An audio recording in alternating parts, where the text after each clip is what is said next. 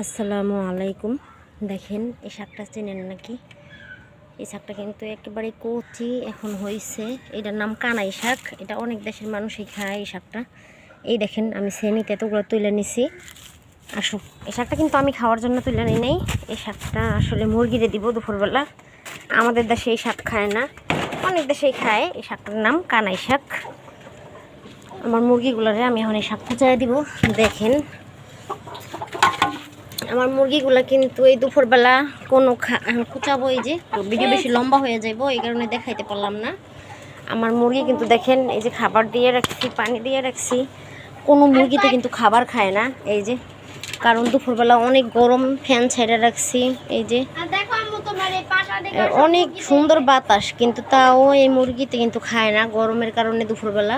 শুধু এই মুরগিতে না, কোনো মুরগিতেই এত অতিরিক্ত গরমে দুপুরবেলা খাবার খাইতে চায় না। তাই আপনারা চেষ্টা করবেন দুপুরবেলা মুরগির শাক দেওয়ার জন্য। আমি কিন্তু একেবারে বিনা খরচে শাক দেই, কলমি শাক দেই। আমি ছাদে কলমি শাক লাগাইছি, সেখান থেকে কলমি শাক আইনা দেই। আবার এই আজকে এই শাকটা দিলাম, আরও কয়দিন দিয়েছি। এই কানাই শাক কিন্তু যে কোনো জায়গায় এমনি হয়, আপনারা মুরগির দিতে পারেন। আমি এটাকে ছোটো ছোটো করে কুচাইয়া পরে মুরগিরে দিব।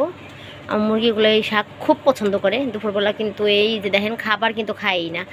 ওই যে একটা মুরগিতে একটু ঠোকর দিতেছে, এছাড়া এই যে খাবার দিয়ে রাখছি আসেই না কাছে গরমের কারণে। এখন আমি সব মুরগিকে শাক কুচাইয়া দিব ইনশাল্লাহ। দোয়া করবেন। দেখেন আমার মুরগিগুলা।